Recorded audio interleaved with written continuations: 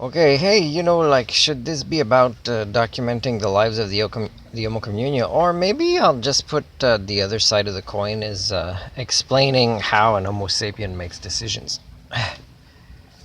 So I see that there's badminton on the board when the gymnasium doors are locked, but you can read it. I mean, they don't put it super close, but they could put it closer to the door when it's locked so people could see, and then bring it back to where it is a few steps away when it opens.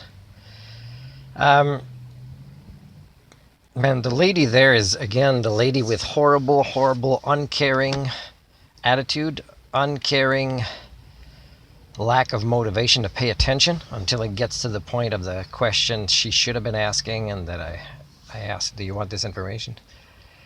The thing is, this older lady, and it's not because she's old. This is not ageism. It's attitude related, and it's just management related. Because how do you keep somebody that's consistently that bad at customer service, even though she might be friendly or with people she's known a long time? She's still, because she's put very little effort in her job. She's still, and in paying attention, she's still kind of creating issues in working with people. So, I mean, I was seeing another girl train a young lady from Ukraine for many weeks, and training her in a way that you could tell there's a little bit of customer service, client centered, patron centered. But this older lady has been working there a long time, maybe for decades. Why was it accepted that that type of customer service failing grade would be acceptable? Why didn't the other lady that's about to leave, that was training the young lady from Ukraine, why can't she be asked to train this older lady to make it more about people, the way she interacts, not about her attitude, her lack of effort, her for me, like, if I go by human standards, I would just turn around and leave.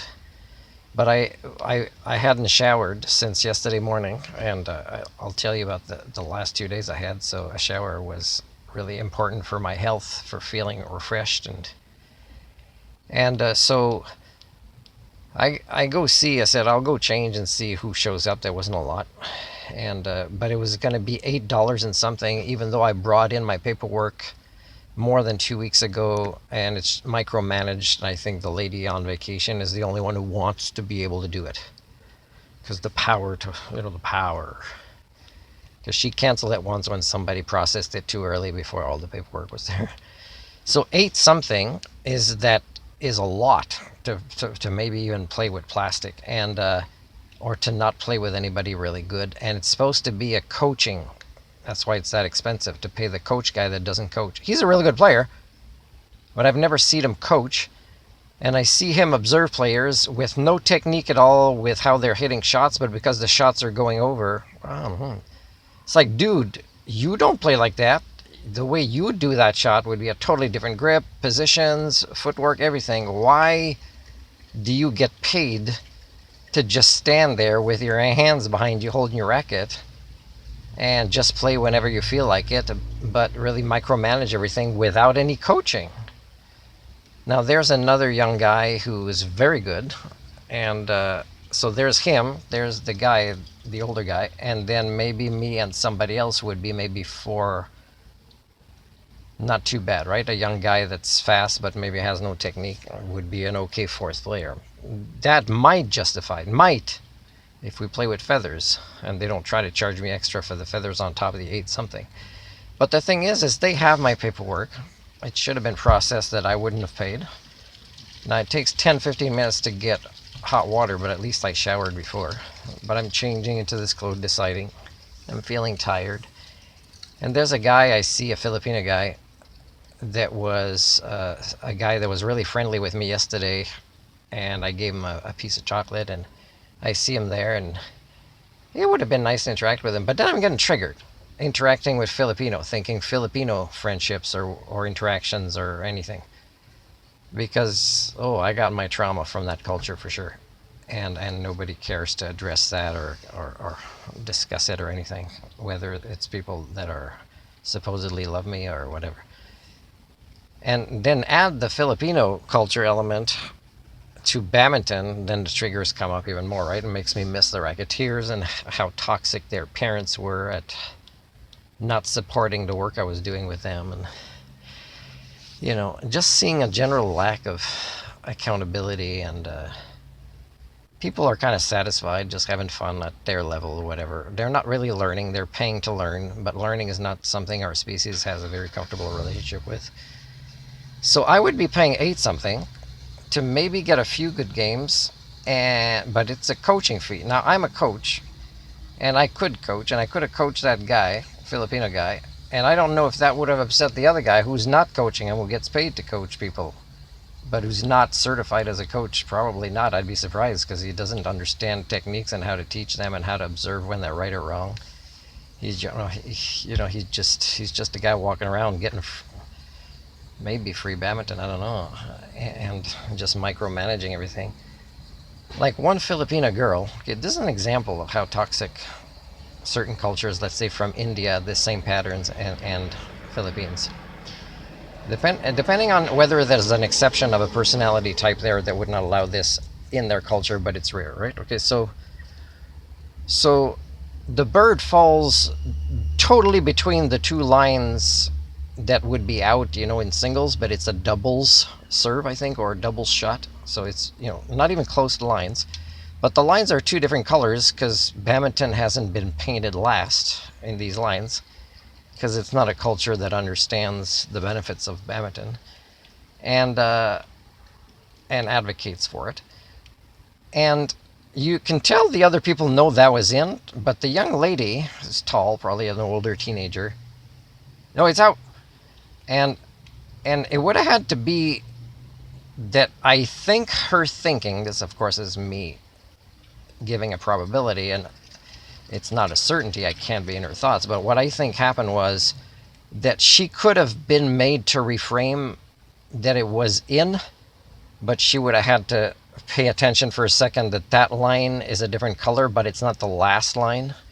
The last line is the one that's the right color past it. That would have been out. So, that's how screwed up the sports are, is you make it there and it goes on top of a badminton line, a totally different color, and it makes the court seem to our eyes like it's shorter or longer.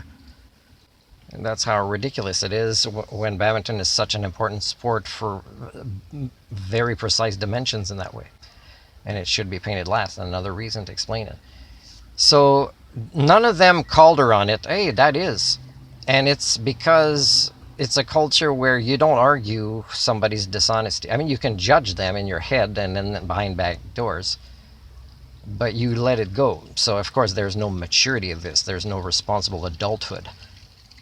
But this girl kind of knew that she could have said, wait, herself, or somebody could say, oh, no, excuse me, you might have gotten the lines wrong because of the color, but that was in.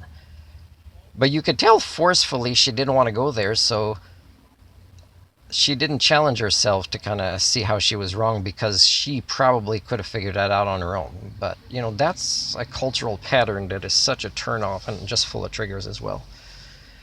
So I'm also very tired. I'm tired because I rode 5 hours on a motorcycle in a heat yesterday, and it was a pretty good ride. But when I arrive, the place where my motorhome, where my bed is, was locked, and it was locked at noon, and I arrived in the afternoon, and I didn't know, and it's my fault, and I kind of didn't want to know. But the 3 phone numbers don't work. Well, 2 are 800, where you got selections that have nothing to do with the problem you're trying to solve from BC Ferries, and the other one rings in the office, so it doesn't bounce back to a manager's cell phone or anything. So unless he hears the fire trucks and somebody comes to his house, nobody's gonna, because even the staff are afraid to call at home the manager, or to look up the number that might be written on the wall or whatever. But this Filipino guy was nice, let me use the bathroom, said I could be inside to use the internet and sit until he was closing up at 10 because the train was arriving, and then try to sleep on a bench, hard bench, pretty hard, and kind of semi fell asleep a couple of times for maybe 45 minutes each. Then a guy arrives at 4 who I talked to, and his shift starts later, but he lets me bring out my motorhome. I'm leaving the motorcycle there in a place that shouldn't bother anybody, but you never know if somebody's going to decide to screw me over and get it towed or something like that. I don't think it's in a bad place for vandalism, but it could be if somebody's not happy it's there, even though I left a phone number with one of the staff. That's my bike, call me if there's an issue. I'll try to pick it up soon on Monday, I said, when I get a ride, if I have a place to put it. Then I hear back, of course, a community I'm trying to volunteer for. I say, oh yeah, I've been starting to learn these things, doing the knots.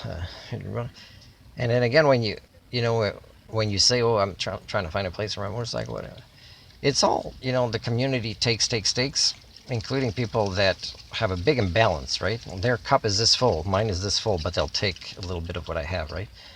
And no giving. And so I don't know if there's politics behind this. That's the guy I criticized last time who may or may not be one of the bosses. Maybe he wasn't going to show up and he didn't want to have somebody else to deal with my attitude of being motivated to be there, and wanting to learn things and volunteer.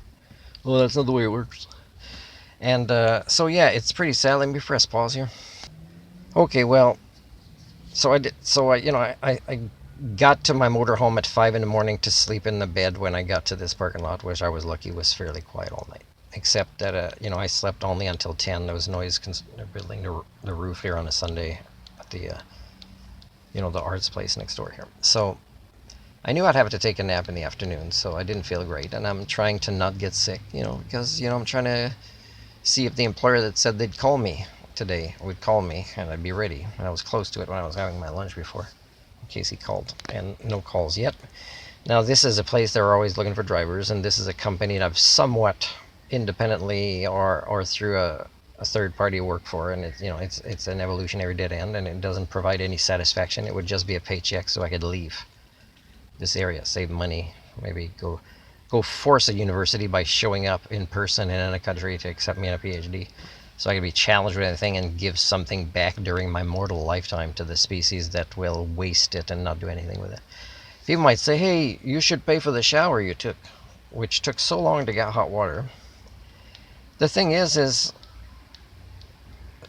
you got a coach there that not only didn't want to pay $8 to not be coached, but that would have coached others for free, and you can't offer him a free shower in a country where it's going to waste, all this plumbing and water, and certain people don't have the benefits to use because it's different criteria. You're this kind of person, you're this kind, this is a status.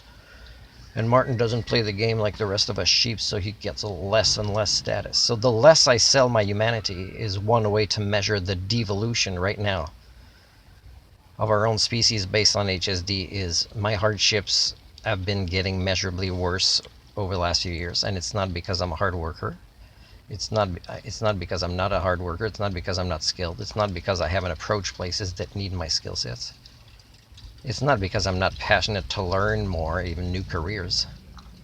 It's because I'm different from the norm, and it upsets the norm to have the feelings they have when they interact with me. And just learning creates feelings and triggers, and sometimes people are just overwhelmed, and it's not even a hard feeling to deal with. It's just they have a feeling, and I can help them manage their feeling and be playful with it and use it as a tool to learn more at badminton or other things. But no, so again, even if I had money, which I had to pay for badminton at this price, I'm not paying it, because it's like, would you go to McDonald's and order a Big Mac and it's $37? Well, if you would, you're an idiot. And you're an Homo communia. I'm the Homo sapien. So I'm not going to pay that price. And again, if I get this job for driving and it's not so bad, and let's say I find subsidized housing, you're again thinking I want to live among you. That even if I have a regular paycheck coming in, that I will want to live here. You're assuming this. And when I say live here, I don't mean ecologically speaking or geologically speaking. I'm talking about anthropologically speaking. That means living among you, a species where I can't be allowed to be an Homo sapien because it makes you uncomfortable. I can't give back unless it's things you want to take quickly, but it's not really things you and your children need to mitigate what's coming in your lifetimes and the next and the next and the next for a long, long time.